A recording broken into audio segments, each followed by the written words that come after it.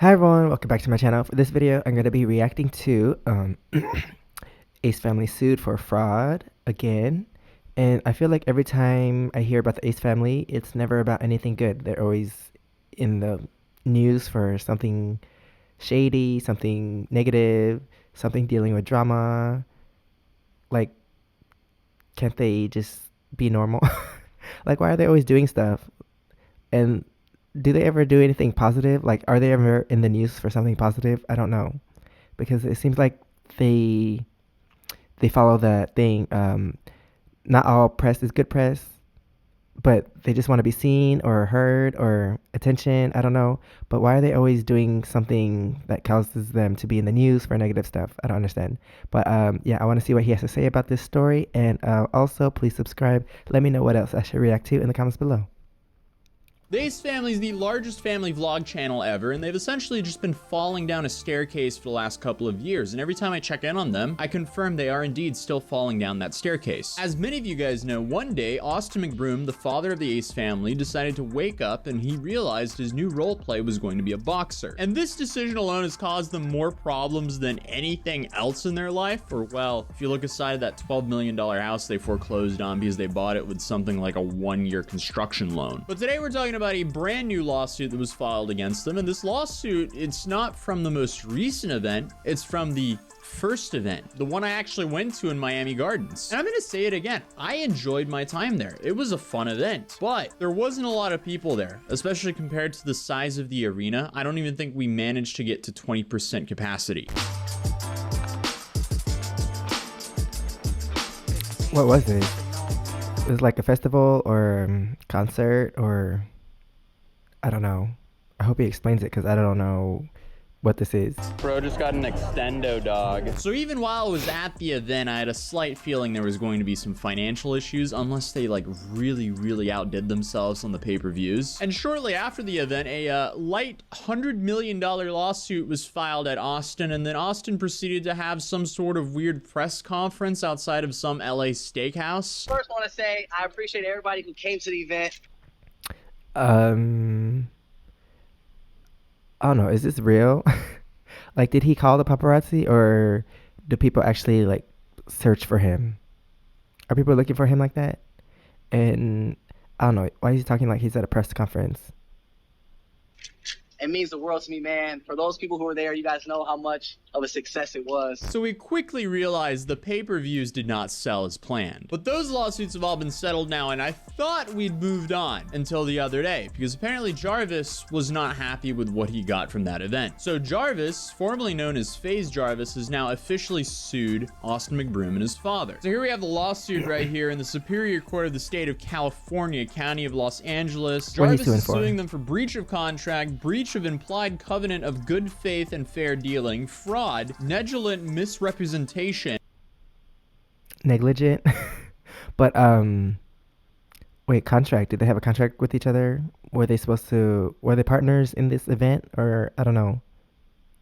I hope he explains all this. Intentional interference with contractual relations and civil conspiracy. I swear the Ace family's in and out of court more than most lawyers. But in this lawsuit, they are alleging that Austin was really scheming here to get influencers to come along and join him for this event. Because in the lawsuit it says, first, to accomplish this scheme, McBroom needed credibility. McBroom engaged Paul Kazers as executive producer, a veteran in the entertainment world specializing in new media, digital/social platforms. McBroom supplemented his team with 2 entertainment law firms to assist with organizing the event and negotiating the deals with the talent. Jason Zivian of Sanders Roberts and Jason Samatoro of Pryor Cashman, collectively the SGP's attorneys. As the social media world can be very competitive, McBroom's ability to attract other social media stars would be contingent on him hiding his ownership of this event from the other social media influencers whose involvement McBroom pursued. The ruse began with McBroom's incorporating a single-purpose limited liability Liability Company, Simply Greatness Productions. McBroom and Zivin chose Delaware as the state of incorporation where McBroom could take advantage of the state's anonymity protocols. When the other social media stars began to ask questions of SGP, Austin McBroom and SGP attorneys had a secondary scheme which they employed. Alan McBroom and Zivian suggested the ownership of the LLC to be transferred to Kazers on the day of a significant contract signing. Alan McBroom further suggested that the following of the execution of the agreement, ownership would then be returned to Austin McBroom. Kazers was stunned by Alan McBroom and Zivian's devious plotting. That's actually insane, and I don't think this could have backfired harder, because even though they tried to be super sly and sneaky with this whole event, this event seems to be a massive money pit for them. An absolute headache, because how many times have they even been sued because of this event? But for the icing of the cake, they were also allegedly lying on who would be a part of the event. If there was an influencer award for the sleaziest influencers, the Ace family would be neck and neck with BitBoy.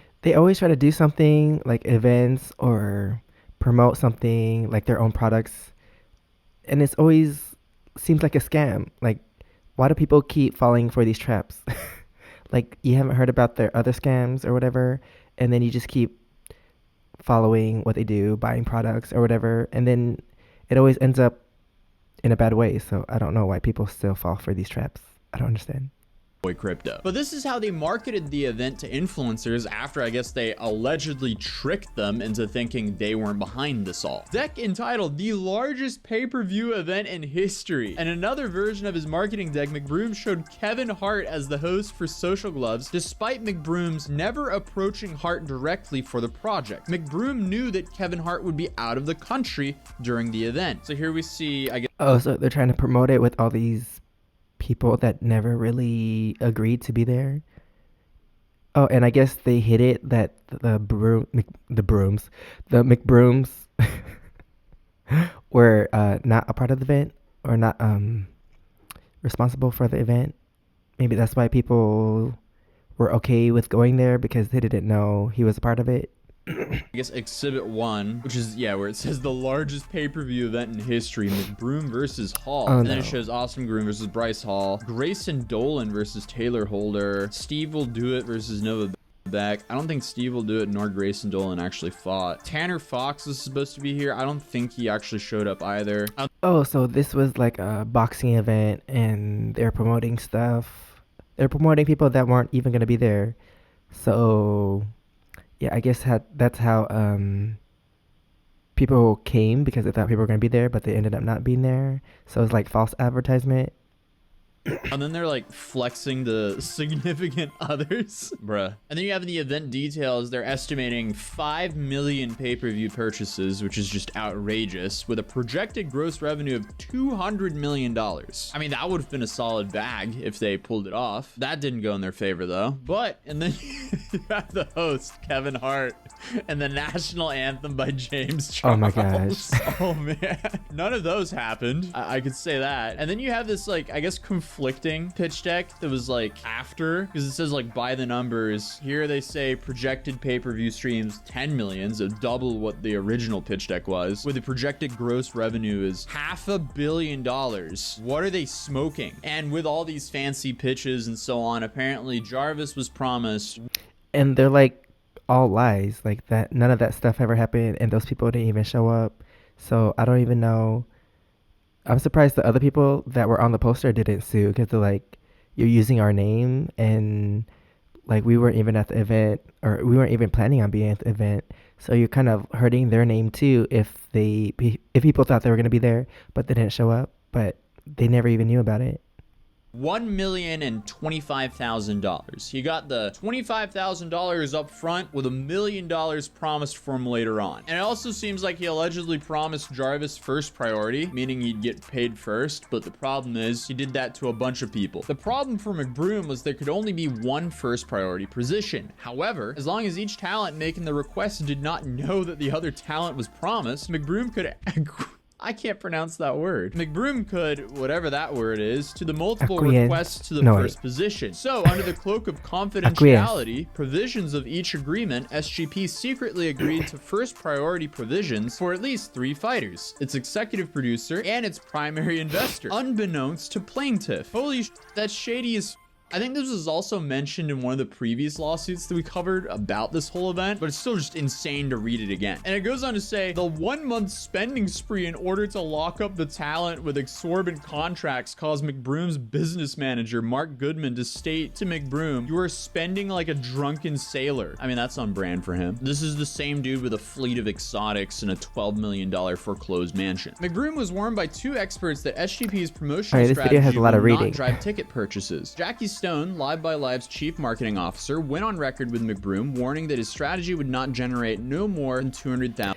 And I'm still surprised also that people like to partner with Austin McBroom, even though they know all this stuff is going on, or maybe they don't know, and that's why they get sucked into this. But like, why would you keep partnering with someone when he has all these lawsuits and everything keeps going wrong? And yeah, like, that's kind of dumb on your part too. Like, if you already know all this stuff is happening to him, and then you end up partnering with him, but maybe they didn't know. Pay-per-view sales. McBroom pointed to all the impressions the event was generating. Ms. Stone admission that impressions do not equal conversions, but McBroom already knew that. McBroom's goal was to elevate his number of followers, the element which brought him and his family wealth during the last 4 years. And that didn't go over well, or well, at least compared to the overhead of the event. Because overall, I mean, this event could have had a whole bunch of success if they just didn't have all the overhead. They didn't need to go for the Hard Rock Stadium in Miami Gardens. They didn't need to have Lil Baby and DJ Khaled and Fat Joe and all these expensive artists performing. If they just ran the event on a budget, which is okay to do because it's the first event and it's a YouTuber event. We don't need the crazy production. Like, everyone there at that event got famous off of recording with their own camera. But what is very interesting about this is Austin has came out multiple times saying that all the fighters have been paid. Well, then what is this lawsuit? Or does he just consider that Jarvis got his $25,000 up front and he was like, yeah, he was paid? Like, what? If he was promised $1 million. Oh, so it seems like this is mostly like an influencer event, but yeah, if it's the first event, then he should have did a smaller venue to see how it goes, because apparently he chose like the biggest place and then not a lot of people came, and then yeah, since a lot of people didn't come, you didn't get all the money that you thought you were gonna get, and then you weren't able to pay for everything the way you wanted to, so I guess you went really over budget. And now people want money. And $25,000, you should get that money, because the amount of time that you have to put into training for a boxing match like that, it's insane. And the only reason he did it was because of that massive bag, I'm assuming. So will Jarvis win this lawsuit? I don't know, but it's going to be interesting to see. Yeah. And until then, I'll see. I think he has a pretty good chance because he did all that, the training and all that, to go to this event, and then the event was just dumb. Like, it didn't do what it was supposed to do. So yeah, I think he has a good chance of winning if he has a good lawyer, maybe.